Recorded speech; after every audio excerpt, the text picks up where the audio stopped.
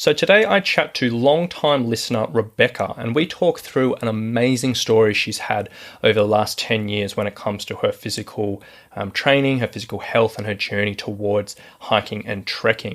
Now, this is a little bit of a different format episode than usual, but I think it's going to be full of some amazing insights for so many people who might be starting out or halfway through their hiking journey. And also it takes us through a little bit of active coaching and gives you a bit of an insight into sort of how you can plan your own hiking training during these uncertain times. So it's going to be a really great episode, so let's get into it.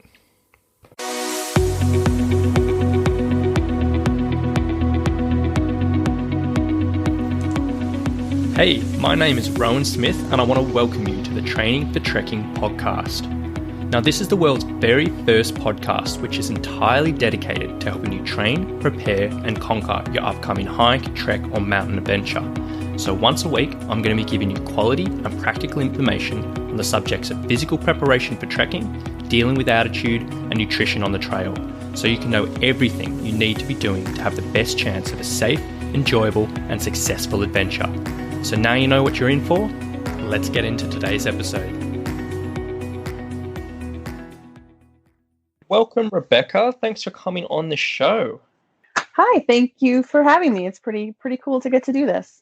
Yeah, so really excited to have you on today. It's going to be a little bit of a different episode for all the listeners listening today. So as opposed to me talking about a particular subject or interviewing a particular dietitian or physiotherapist, Rebecca is actually one of the practitioners of a lot of the stuff that we've been talking about. She's been following the information for a little while. She's been contributing into the Training for Hiking and Trekking Facebook group and asking some great questions. And she's got a really amazing story about what sort of led her to being in this position where she's interested about hiking and everything. So we're going to have her on today just to chat through about a little bit about her story, give us a few tips around what she's doing around her training, and then hopefully some of the listeners will be able to resonate a little bit about Rebecca's story, and then hopefully we'll be able to get some fantastic information. So very excited to have you on, Rebecca. So to start with, let's just start from the beginning. I'd love if you could just tell everyone who you are, where you're from, and then just start giving us a little bit of background about what brought you here today. Sure. Okay. My name is Rebecca. I am an IT educator and part-time health coach. I live in Wisconsin, which is in the U.S. And I guess I kind of tuned into your podcast when I was getting more determined to hike more. And so the way my story goes, it just kind of goes back to when I was really young. I started college right after high school, but dropped out right away. I just really didn't like it. And so I got married young and did the husband family thing, was doing that for quite some time. And then fast forward, it's 2011. I'm going through a divorce, and kind of for like the first time ever, I was asking myself, what is it that I want out of my life? So that was really like a breakthrough question for me, because nobody had really asked me that, and I had not asked myself that. So at that time, I was working a couple of jobs. I was rebuilding my life and trying to help my daughter get through our divorce, and then finishing up that degree that I had bailed on so many years prior to that. So I was just too busy working to worry too much about the things I wanted, but it was cool to start thinking about it. When I fast forward a few years, hiking was one of the things I started doing just in my spare time for an hour here or there, or a few hours once in a while. And I discovered it was something that I really loved to do. And that's when I kind of got turned on to the idea of backpacking. I thought, wouldn't it be so cool to go on like a longer trek, or, I guess up until that point, I hadn't even realized that was really a thing. But at that time, and through most of my adult life, I've had some physical challenges that kept me from doing that. So I was morbidly obese, quite honestly. I had no endurance. I wasn't very active. And because of all of that, I was subject to a lot of repeat injuries, especially to like my feet and my knees. And then at one point I had a really severe sprain of my left ankle that dragged on for, I think, well over a year before I could really be active on it. And so during all that time, I just kind of gave up on that dream of hiking. I just, sort of packed away my backpacker magazine issues and really stopped thinking about it as a possibility. But then kind of fast forwarding a few years ahead again, this was about 2 years ago. I think it was about 2018. I went for a walk with one of my coworkers at a park near work. And she is a runner. She's very fit. She eats well. She takes good care of herself, but she hadn't always been like that. She was overweight at some point and lost quite a bit of weight. And we've talked through those things. And I was just trying to walk with her, and it wasn't a super long distance. It wasn't a flat park, but it wasn't super hilly. It was just kind of gently rolling hills. And after about 3/4 of a mile, which, by the way, I did convert this to metric for you, that's 1.2 kilometers. Yeah, perfect. But I realized like I couldn't keep up with her. I was exhausted. I was like, okay, I'm going to go home. And that's when I started thinking, okay, I'm 40 years old. I had these dreams of doing this backpacking thing. And like, I love being outdoors and I can't even do the things that I want to do. So I think that might be one of the times at which I realized I was sort of getting fed up with the life that was leading me down that path. And it just wasn't helping me realize my goals. So in 2019, I really focused on my physical health. I had talked to some friends who knew of a weight loss plan that worked for them. And I decided, like, hey, why not try it? I can try anything for 30 days. And if it doesn't work, I'm not really out anything. If it does work, cool, whatever. So in 2019, I lost 90 pounds. I still have a lot more to lose, but that really got me on the right track. And it really showed me how much I was limiting myself physically by carrying around that extra weight, allowing it to affect my health and hold me back. One of the big turning points in that year was getting to go to Grand Teton National Park, and we went to Yellowstone and a few other places that summer. And I went on a 5-mile hike, and I was so excited. I just remember being completely floored that I was able to do that. I couldn't even walk 3/4 of a mile before that, and now I'm walking 5 miles over this varied terrain and just seeing all this beautiful scenery. It was exactly what I was looking for. Um, so during that year, I also kind of revised my support system. I became a health coach myself on a really small scale. And I kind of revived that hiking dream. And that's kind of when I started tuning into podcasts, including yours, and planning and buying some gear. I didn't really have a lot of money to spend on it. I have a single income house. So I started looking at Craigslist and just different marketplaces on Facebook and wherever I could find used gear. I was looking at what was good gear to have and, trying to avoid buying the heavy stuff everyone was getting, or the heavy stuff that everyone was getting rid of because they didn't want to lug it around anymore. Just trying to stick with the lightweight things. And then early this year, at the beginning of the year, actually, I joined a gym and started training. So that's really where your advice came in for me significantly, because I was doing like the incline intervals and just trying to expand my endurance and my strength. And that was really fun. So it's become part of my schedule. I have a couple of days a week that I dedicate myself entirely to homework because I'm working on my master's program. But I have a couple days a week where my first priority is my training. I try to be active at least a little bit every day, just so I'm forming that good habit of doing that every day, because school won't last forever. And then the other thing that's really been exciting this year was that I started making plans. Of course, coronavirus has derailed me quite a bit with my plans, because I had a trip to Arizona planned and I was going to do some day hiking out there, and that got canceled. I had my first weekend hiking trip set for May 1st. I planned that through a hiking group here in Wisconsin because they had already done all the planning for me, right? So I didn't have to book campgrounds. I didn't have to figure out what trails or where to go or how I was going to get there. They were taking care of the shuttling. And then the big bonus was I could go and do this on my own, but have experienced hikers nearby who could answer questions or help me if I found myself in a pinch, or I could just observe them and hear them and learn from them. So I was very excited about that. Unfortunately, that has also been canceled. So This is probably like the year of cancellations. Uh, Fortunately for me, I don't know how many people know about the North Country Trail. It runs up in the northern Midwest from Minnesota, all along the Great Lakes, kind of all the way over to the east.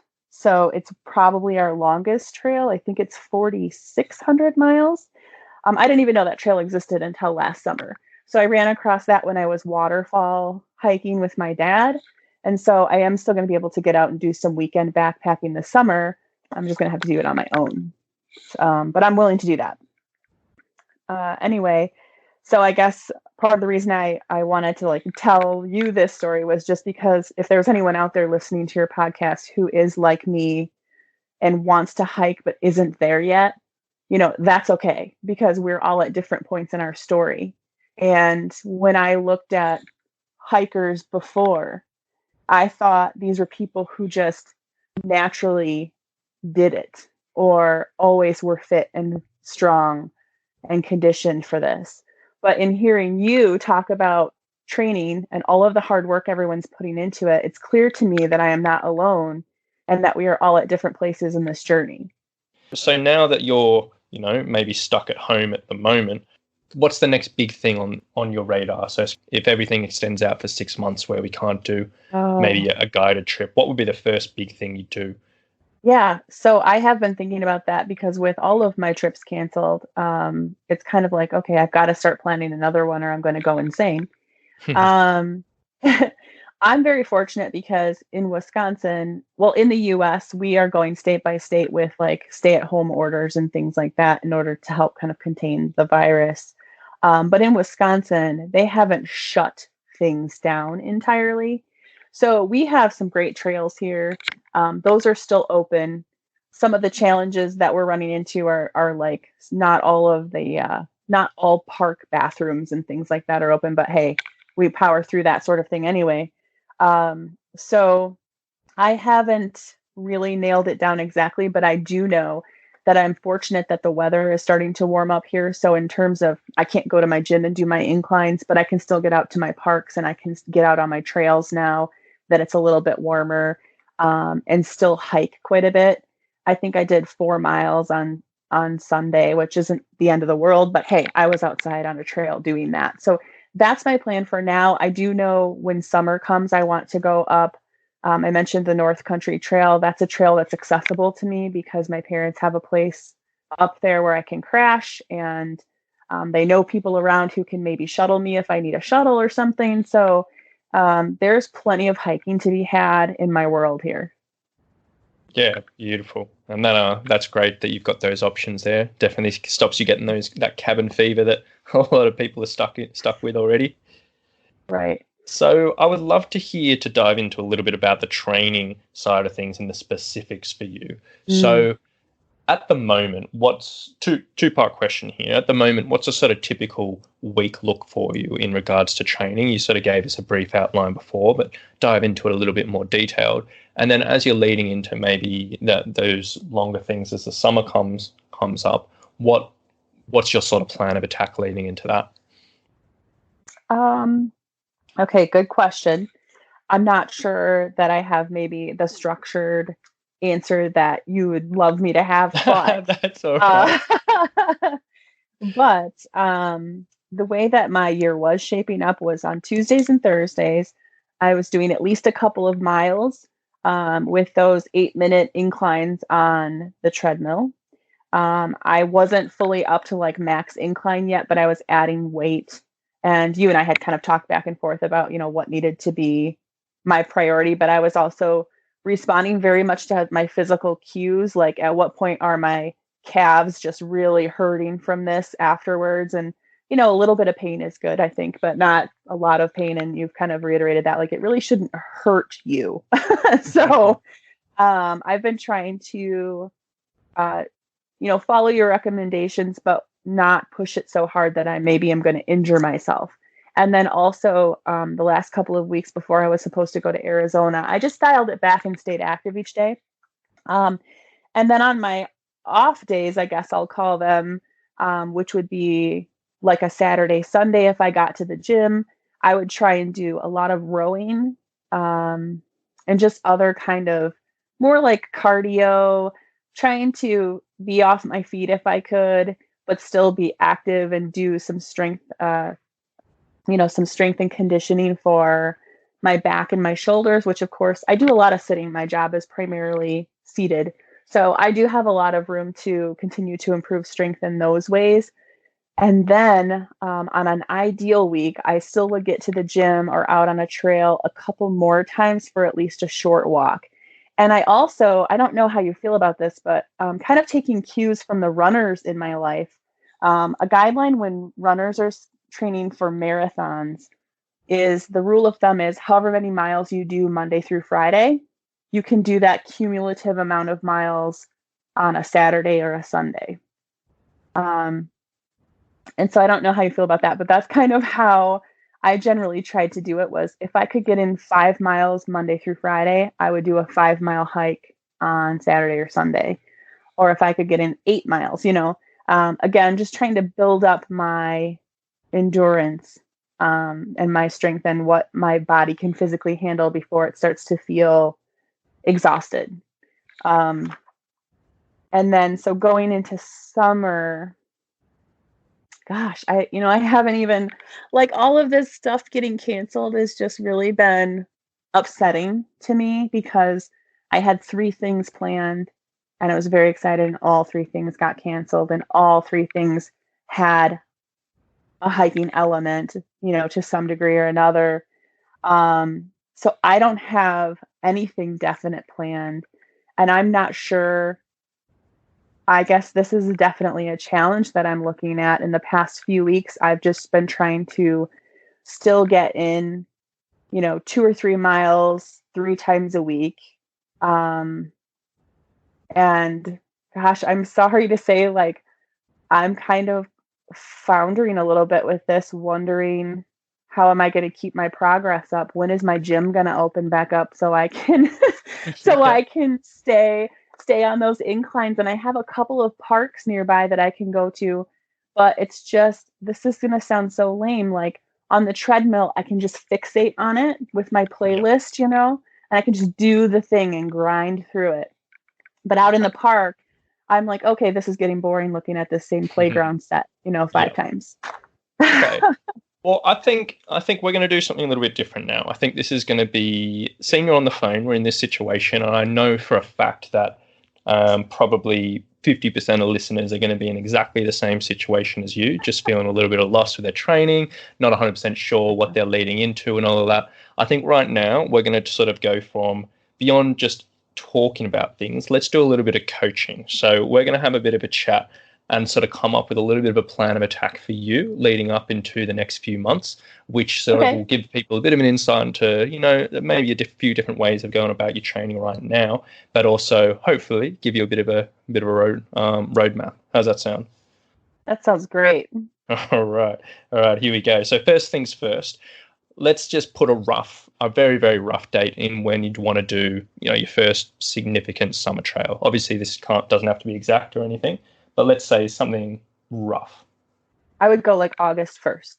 Okay. So how many, is that like 2 months about? Oh gosh. 3 months, May. Like June. 4, it's almost 4, 3.5. 4 months. Okay, perfect. And then how many days a week would you like to be doing some type of training? I would like training to be, I put it this way, my first priority. I would like training to be my first priority 3 days a week with maybe some minor things a couple other days a week. Okay. And then you currently have access to hiking trails, you have access to a local park, and you have access to home training. That's about right? Sure. Mm-hmm. Okay. All right, too easy. So what we're going to do is you're going to, when you get off the phone today, you're going to sit down with a calendar and you're going to plot out once a week, you're going to do a longer hike. And you're going to plot out just whatever distance you're going to start with this weekend. And then over the next few months, you're just going to plot out a little bit of a progression. So it doesn't have to be 100% exact, but something that's just slowly increasing distance each week or difficulty each week. Is that easy enough to do? Yes. Okay. Number 2 is you're going to choose for one of your serious sessions in the week. I'm going to give you a whole bunch of different options which you can choose to do. Number 1, you can do Hill sessions, like which are going to be either in the park, even though you said, it's a bit dull. Yeah. Number two, you can do some type of stair session, which would either involve finding an apartment block or an office tower and going up and down the stairs, or getting a little step at home and then doing up and down like that. And that one you could probably put a TV show on or something like that, which can be a little bit easier to do. Number three, loaded pack walking. So that would be involve you just doing a 45 to 60-minute walk around your local neighborhood with a bit of weight in your pack, and then each week it just increases a little bit extra weight. Okay. Number four, you can do a home circuit, which is going to be just involve about 6 or 7 different exercises at home, in which you're going to work for about 50 seconds of work, 10 seconds of rest, and just repeat each exercise again and again and again. So there are 4 options there. Pretty straightforward, pretty accessible. Do they all sound relatively doable in one way or another? Yes, absolutely. Okay. So if we've got 4 months now leading into this rough date that we've set, what I'm going to say is you're going to choose one of those things to complete once a week for 4 weeks in a row. So for 4 weeks in a row, you're going to do hill intervals. For 4 weeks in a row, you're going to do some type of steps. For 4 weeks in a row, you're going to do some type of loaded pack intervals. And for 4 weeks in a row, you're going to do some type of home circuit. Okay. Okay. Yeah. Then we've got one more session, which is sort of a longer session through the week. And let's just say that's going to be just a relatively gentle walk. So it'll just be around the neighborhood or the local park, or if you want to buy a push bike, you could do a bit of a cycle. But let's just say that's a relatively gentle walk. Okay. All right. And then now we want to fill in. Those are our 3 sort of core things. Oh, sorry, no, I completely missed something. Let's take a step back and say instead of that gentle walk, we're going to do 1 strength session a week, which is going to be completely body weight exercises, and you're going to do that at home. So what that's going to involve, and this is for any of the listeners listening now, this is a few key exercises which everyone should do. You're going to do step downs, you're going to do glute bridges, you're going to do squats, and you're going to do, let's say, mini band walks. 4 exercises. You can plug them into Google and check them out. And you're just going to do, let's say, 3 sets of each, 10 repetitions on each leg for each. And that's your strength session. Dead simple. You can do that at home. It doesn't really require too much thinking. Cool. Okay. And then the smaller sessions in the week, you're just going to fill that up with either a little bit of core work, a little bit of walking, or a little bit of stretching and mobility. Okay, so that's going to give you a bit of a rough plan. Obviously, there's so much more that can go into that. But sort of as we've sort of broken this out, and for the listeners, this is kind of what I do with my clients that I'm working with personally, is we always want to be looking at one type of longer hike, or at least a longer walk if you can't get out hiking. So something that's about 60 minutes or more.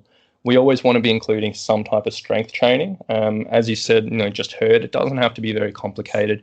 If you're working with, getting a personalized program, or if you're working with a trainer, I'm pretty much a lot more would go into that. But if you worked on those 4 exercises and just repeated them for 4 to 6 weeks in a row, that's going to give some pretty good results. And then we always want to be doing some type of specific conditioning towards hiking. So something that's a little bit higher intensity than your normal hike, but it's a bit of a shorter time frame. So those stairs, those hills, the home circuit, the loaded pack walking, they're all really easy alternatives, which pretty much anyone else can do. And then hopefully that gives you a little bit of a guideline for moving forward for the next 4 months, which you can sort of progress on there, Rebecca. I did wear my loaded pack at the gym, and I will tell you, I met another trucker that way because he said, "Weren't you here last week with your pack on?" I said, "Yeah, that was me." And he said, "Oh, I trained to hike Mount Kilimanjaro once," and blah, blah, blah. So it was pretty exciting and kind of funny.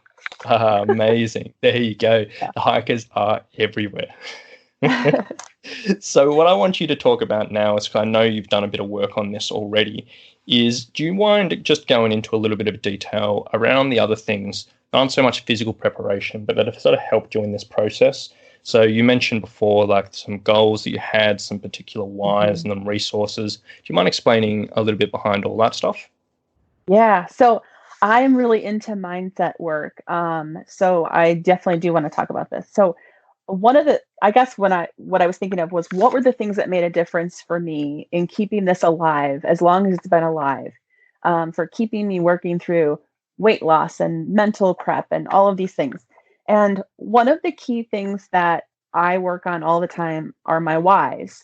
And that is, why am I doing this? Right? So weight loss was a good example. Why do I want to lose weight? Well, I want to feel better. Why do I want to feel better? So that I can hike more often, so that I can hike longer distances, so I can feel better going up the stairs at work and not getting out of breath, so I can hike on our property when we go to our hunting property, without having to have the guys wait for me and let me catch up or go on ahead without me. There are just a lot of reasons why. And so it's been very helpful for me when I started, and anytime I kind of lose sight or start to lose traction, to really stop and literally write down the reasons why. So hiking is more like one of the whys for all of the other stuff. But like when you list all of these training activities that I was frantically jotting down here a minute ago, even though like I realized halfway through, like, I'm going to be able to go back and listen to this. I really don't have to write frantically. But there are going to be days when I don't want to, or days when it's too cold or too rainy or whatever to do the thing I had planned. There's always a reason not to do something. And so I've just learned to switch that around and focus on the why I do want to do things. So that's really key, because I tend to have goals, right? But it's easy to get lazy. It's easy to forget that it was something that was important to you at some point, and that the road to the payoff for it might be down, a little bit longer. The road to the payoff might be a little bit longer, but it's still there and you can still get to it. Some of the other things that have really made a difference for me have been resources. So you are a resource, right? Listening to your podcast was one of my first resources. Going back to my magazines, looking up articles, finding the gear, talking to people, talking to the guy at the gym and asking him questions about his experience, and learning about websites and other resources that other hikers have used. There's just so much out there. And I guess I'm kind of blessed because I don't mind talking. Maybe that's to my detriment sometimes, but I certainly find that by talking about what's going on in my life, I get a lot of information from people. And through that, I find resources that are helpful for me and that I can then share with other people. So I really think that's been important. Finding a plan that helped me lose weight instead of just giving up on that. Again, by talking to people and asking people like, oh, I see you've lost weight. How did you do it? Why were you successful? What plan did you use? What did you like about it? Other things that have made a difference for me have been support. And so for me, that's really been the people.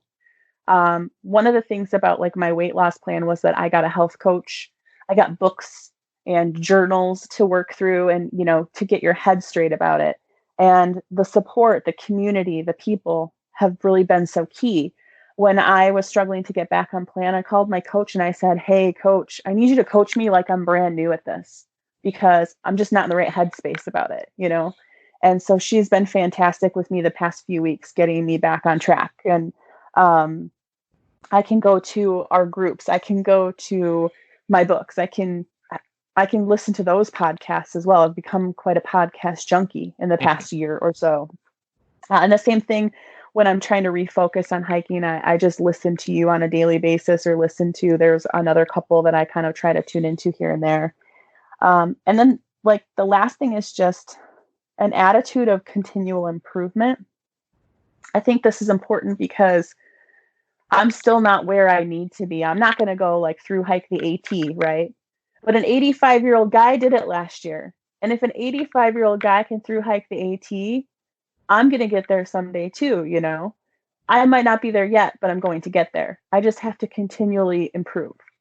And so that's been part of it. Is I think a lot of us, I don't know how your culture is. Maybe I've heard you guys are a little more chill than we are here in the US, but we're a little bit achievement focused. And sometimes if you're not like actively achieving the goal, you feel like you're failing.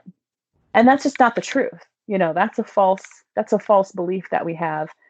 As long as you are improving and continuing to make progress toward your goal, then you're winning. You are achieving.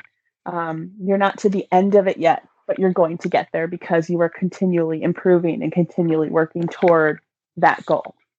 So those are kind of my key takeaways when I look back at my journey and what's helped me get from where I was with, morbid obesity and repeated injuries and giving up on my goals, giving up on my dreams and thinking I was never going to get there, to now talking to you and telling you guys about all of these crazy things. Like, this is awesome, but you just have to keep working at it. Yeah, exactly. And like that, I love that you mentioned the continued attitude of improvement, because that's something that I'm such a firm believer in my own personal life, in my business life, and also in my coaching.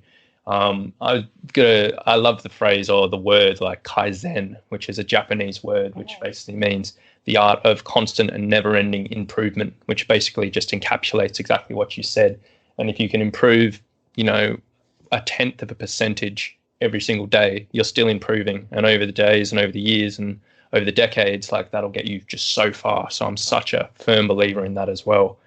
I would love, before we wrap things up today, if you could dive into, you were talking about your whys before, which I know is such a crucial thing for so many people, whether it's a weight loss journey, whether it's a training journey, whether it's a business journey or just a personal journey, just understanding the why behind what they're doing. Could you explain in a little bit more detail how you went about actually discovering the whys for your particular journeys? Sure. I think when I had to sit down and write out my whys, the first thing I had to realize was there was no way you could have too many of them because it's all like ammunition there waiting, ready for you. So I started out with, what are the things I don't want anymore? And you definitely don't want your final whys to be phrased like, I don't want knee pain, right? I don't want to be unhappy with how I look in the mirror, because that's all very negatively phrased. But it's a good place to start, because you can say, okay, I don't want knee pain every single day anymore. I'm tired of this. And then you can start to look at, all right, so what I do want is, I want to be pain free. I want to move more easily. I want to feel more smooth motion in my joints. I want my muscles to feel strong. I remember the first time I ever climbed up just a little entryway stairway into a building and actually felt like, oh my gosh, that wasn't tiring. Um, that freedom, the kinds of freedom that you can feel, it's really about kind of, this is something that's a pain point for me. I'm going to close my eyes and I'm going to think about how it could be. If I couldn't fail, what would this feel like? If I couldn't fail, what would this look like? What would my reflection in the mirror look like if I could look any way I wanted to? What would that be like? This chin would be gone, this extra chin, or this, my cheeks wouldn't be quite so rounded. But then rephrasing that. So I guess maybe that comes from like working with clients, just in like staffing and education and things in the past, because I've always started with, what is your pain point and what would you like that experience to be like? And really just in these kinds of situations, because this stuff is so personal to us, closing your eyes and pretending that we're perfect. And we're not really going to achieve perfection. Like, I'm too pragmatic to think that.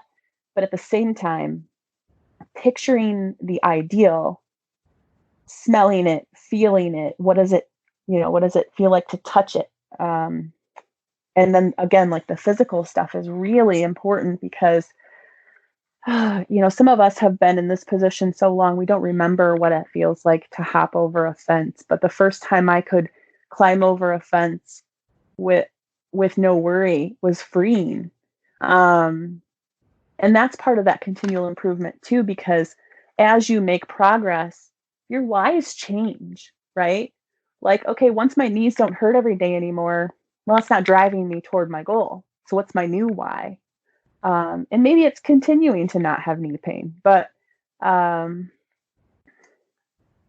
I don't know. Did I answer your question? Is No, there no, more you to it? did. You very much Yeah. did, and Okay. it is very interesting hearing all of that and how deep you went with that, because I know quite often when it comes down to the stuff with understanding your whys, we often talk about it. A lot of people understand, it might be important, but they don't really understand how to go about it. So it's really good that you broke that down there, and hopefully some people get some good insight there into how to actually go about that for themselves and for their own journeys, because it can be such a powerful thing. Yes. Dream big, everybody. Dream big. That's it. Well, on that note, on Dream Big, I think we might wrap things up today. But this has been an absolutely amazing episode, Rebecca. It's been so great to hear your story and for you to share so many little valuable insights there, which hopefully can help people with their journey, wherever they may be on that spectrum. And hopefully some people can get some good information out of this, and it resonates with quite a few listeners as well. So I really appreciate you taking the time to come on.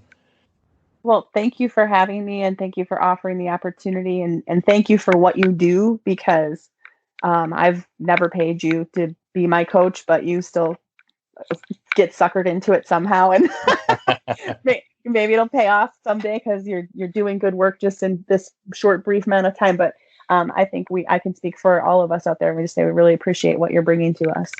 Oh, fantastic. I was really love to hear that. So thank you.